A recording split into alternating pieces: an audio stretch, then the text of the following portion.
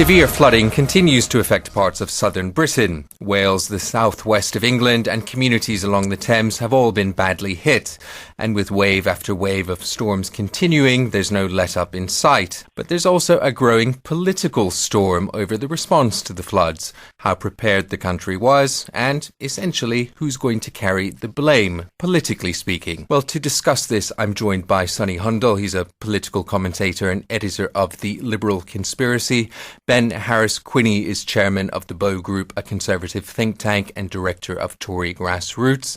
John Rentoul is chief political commentator for The Independent on Sunday, and Karl Davis is a writer, stand-up comedian, train driver and trade union activist, a man of many hats. Welcome to you all. Sonny Hundal, let me come to you first. This is going to impact on the Prime Minister and the Tories quite badly, isn't it? Their response to this and their perceived lack of being on top of it.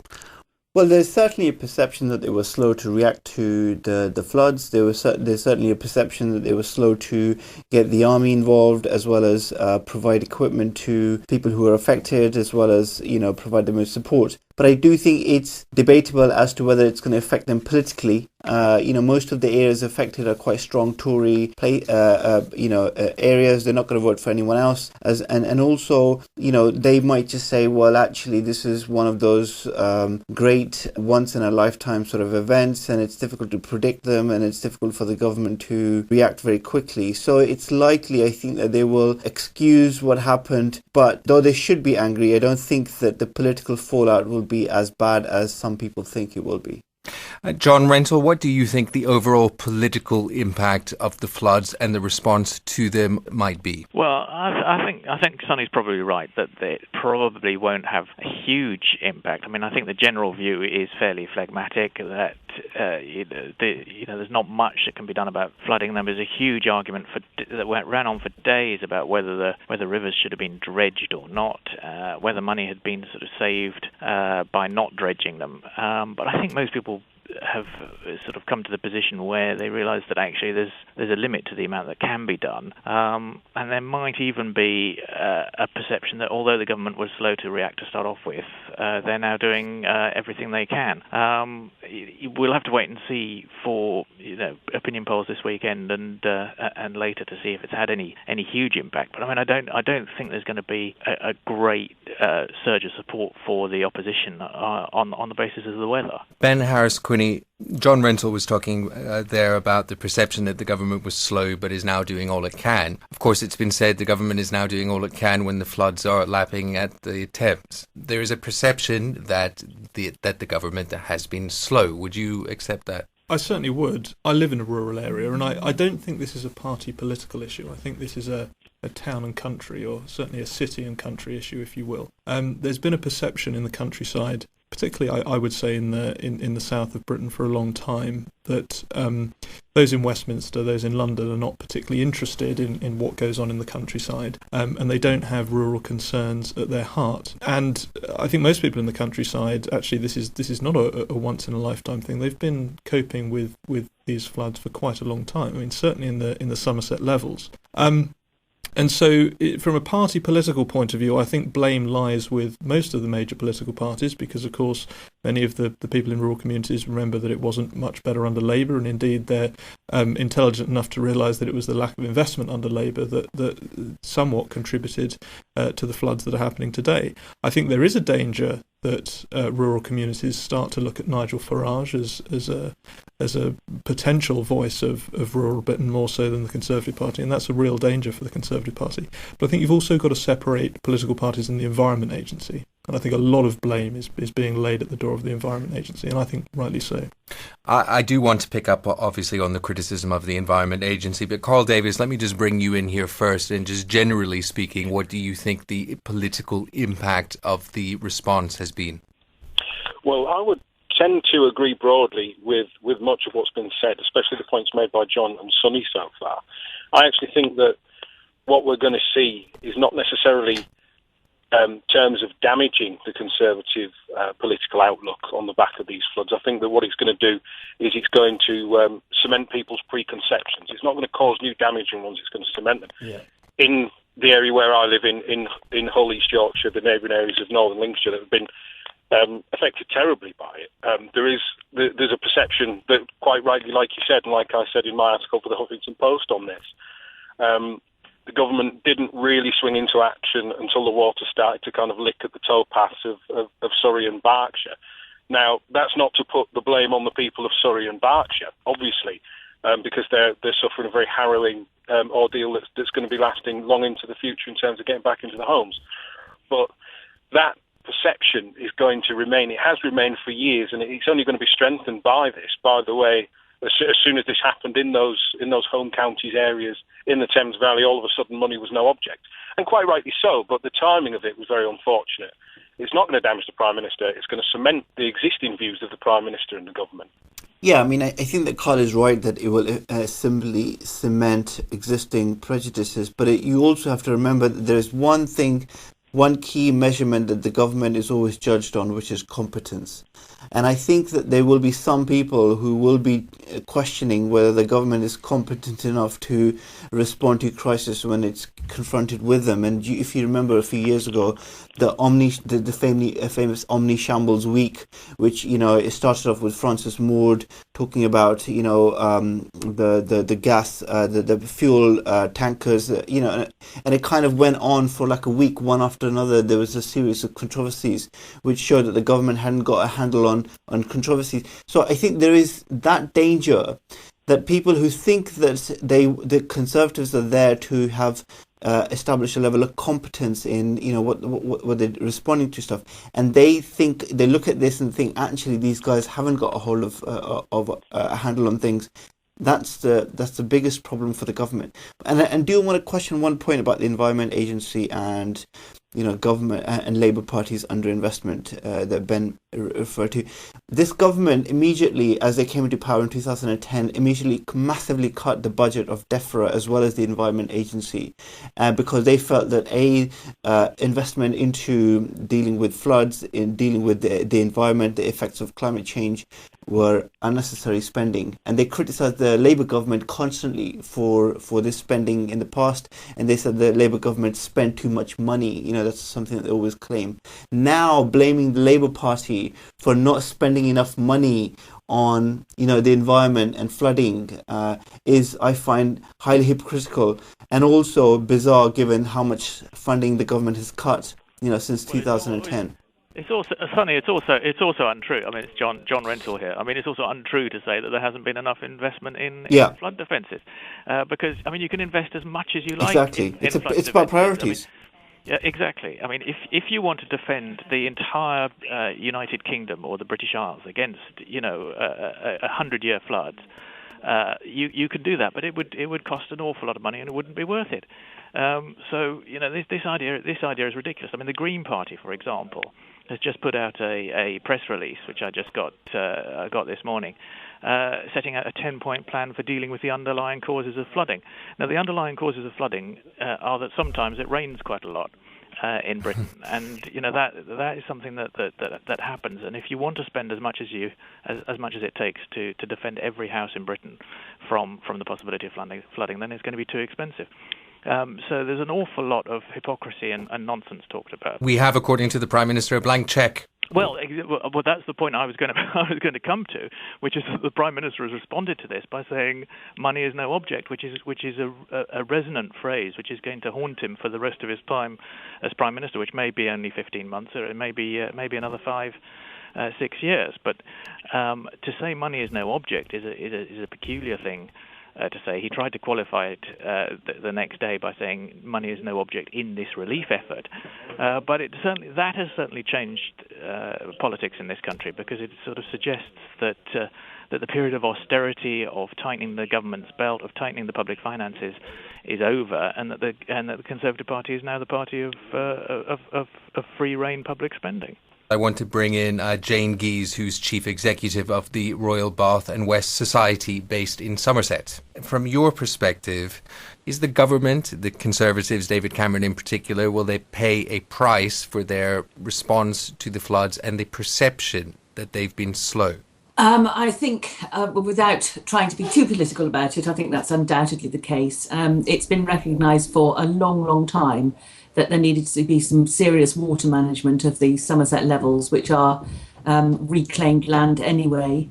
And nobody's really taken any notice, despite in 2012 there being over 12 months of flooding on some farmland and roads, which had disastrous consequences. We tried to sort of start stirring up some enthusiasm to manage the water levels.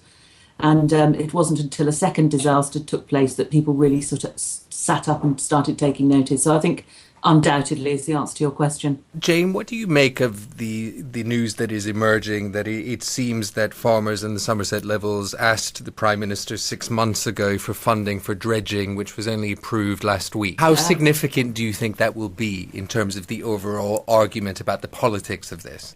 It was only 6 months ago that we managed to raise the profile sufficiently to sort of make a formal request, but this has been rumbling for probably 18 to 20 years. Prior to that, the levels were managed by managing catchment areas, cleaning out drains and rivers, and that work sort of fell away between 15 and 20 years ago. And so it's been a very gradual build-up, and it's only when we have these massive rainstorms that it suddenly comes to attention that we should have been doing some work on this for a long, long time, not just in the last year. Ben Harris Quinney. Actually, I just want to go back to a very important point Karl made that's been echoed by Jane there, which is that this isn't really so much about political parties. This is about the culture of politics and short-termism. And as Jane said, this is a lack of investment that goes back 15 or 20 years. It doesn't go back to the 2010 general election, and indeed it doesn't even go back to the 13 years of Labour government. It goes back to before that. I disagree with John in saying that we can't more effectively manage flooding in Britain. Of course we can, but it requires long-term investment. And actually, just dredging on a region by region or constituency by constituency basis is the wrong approach, because it creates pinch points down the line. There needs to be a national approach to water and flood management, and that's what the Environment Agency is supposed to be doing.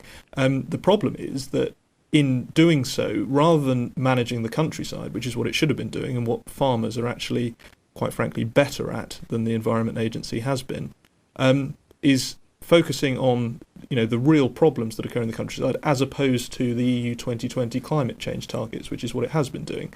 And I think a return to a more pragmatic management of the countryside and Britain in terms of environment, as opposed to adhering to international climate change standards at the loss of many of the constituencies that have suffered from flooding, I think has been the wrong approach.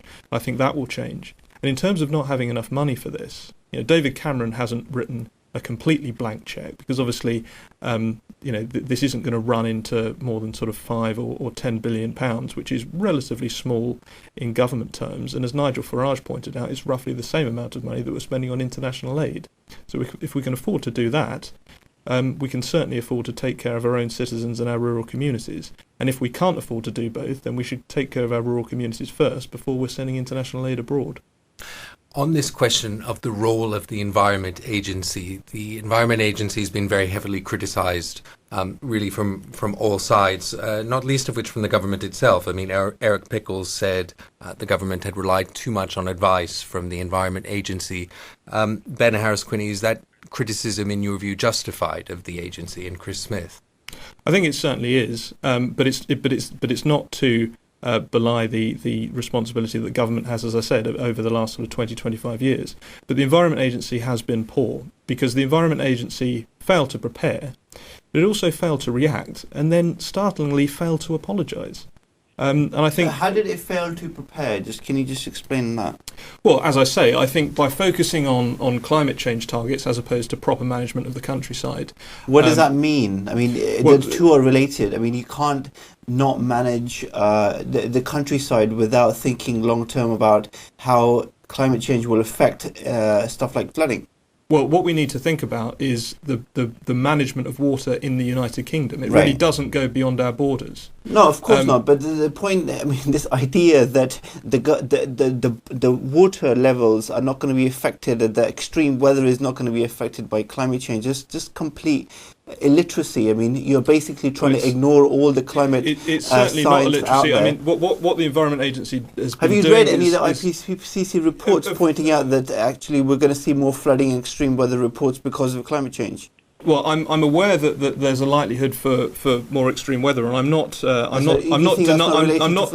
not denying climate change. We may disagree on the causes. Climate's change, that's a fact of history, an indisputable one. The point is, we need to be focusing our money on protecting rural communities in Britain, not protecting rare bird species and all that sort of thing. And you're into conservation. Are you saying conservation's a bad... I'm not saying conservation's a bad thing, but I'm saying how about we conserve our citizens before we start worrying about other things. This criticism is something that we do hear. More helpful, actually. Sorry to jump in. Karl Davis. Yes, I thank you. I think there's something that would be much more helpful, rather than to try and categorise things, because it always worries me. There's always this process of division that comes in. Whenever something occurs, we have this, well, let's look, if we can send foreign aid, then we can afford to look after the rural citizens. Nobody would begrudge any rural citizens being protected.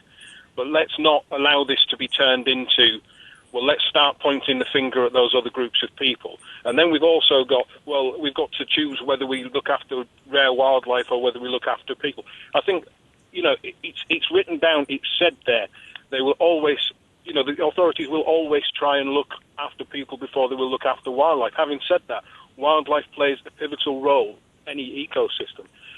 But this all comes down to the same thing. It comes down to a complete lack of medium to long-term planning. What we have is an Environment Agency that looks after too many things. It looks after, areas of special scientific interest. It looks after the waterways. It looks after all these myriad of things that are all connected with the environmental portfolio. It's too expansive. They can't adequately keep their eye on the ball, and they have failed to prepare disastrously under successive governments of both major political colours. We can't make that a party political point. But Sonny's absolutely right. To come in to office, to cut significantly the amount of expenditure that we make on the environmental portfolio, and then try to blame the lack of investment on the previous government's investment programme kind of smacks a little bit of party political chutzpah, if I'm being perfectly honest. I think that, we can build better. We can look after these people better that live in the rural areas. Because let's face it, the residents of the Somerset levels and the surrounding areas have been terribly neglected. And it's absolutely believable that it's been 6 months in between putting in a request for funding for dredging and for environmental issues, and for it to be even looked at, because until it went onto the headlines, let's face it, it wasn't of a high political priority. So if we're going to look at how we protect people, what we need to do is we need a long-term, cohesive strategy that looks at better ways of building houses. John Rentoul, I want to bring you in on this question of the Environment Agency. In terms of the politics of it, is Chris Smith ultimately going to end up carrying the can, as it were, for a lot of the blame for this? Yeah, no, sure. I mean, that's the purpose of Quangos, these quasi-autonomous non-governmental organisations that we have in Britain. They're a sort of unique feature of our constitution. They mean that in a crisis, the politicians have someone to pass the blame on to, and the purpose of the Environment Agency in today's crisis is to be the scapegoat for something which you can argue until the cows come home as to who's ultimately responsible, whether there should have been more done or not. I think actually the floods are inevitable, and people will learn over time not to build houses in places that are liable to be flooded, or if they do, to take the risk and pay higher insurance premiums. But the environment, whether the Environment Agency could have done a bit more or a bit less at the margins, I think is a fairly sterile argument. But I mean that's how politics is played, and that's what the Environment Agency is for. This is Radio VR. the voice of Russia, coming to you live from London. Stay tuned. There was flooding in this country back in 2007, and in the wake of that flooding there was a report that was issued which made a series of specific recommendations about spending on flood defences and a series of other recommendations, some of which were implemented and some of which were not implemented. Ben Harris Quinney, is that an example of what you were talking about when you talk about the short-termism? Absolutely, I agree with what Karl said on that. But it's a question of priorities. So whilst many of us, I think, would like in an ideal world to preserve rare bird species, the sort of luxury aspects of the environment, whilst many of us, I think, in an ideal world with enough resources would want to give international aid, there must be a question of priorities. And those priorities must go that we protect our citizens first, and we protect British priorities before we sign up to European climate change targets. And so to be clear, are you saying, therefore, that the international development budget should be cancelled in favour and the money rediverted into things like flood protection, defences, etc.? Well, this country is currently 1.4 trillion in debt. We have a budget deficit year on year of over 100 billion. So that means that someone born in the United Kingdom today is born with a significant amount of debt. And probably by the time they reach working age, that debt will be something like £50,000 to £60,000. Now, that's a lot of debt for every citizen to carry, and it puts this country at a significant disadvantage because either our taxes are going to have to go up or our services are going to go down. Either way, it means that the future generations are going to have a worse life in Britain unless something significant is done than those in the past. So we have got to look at really what we can afford to do.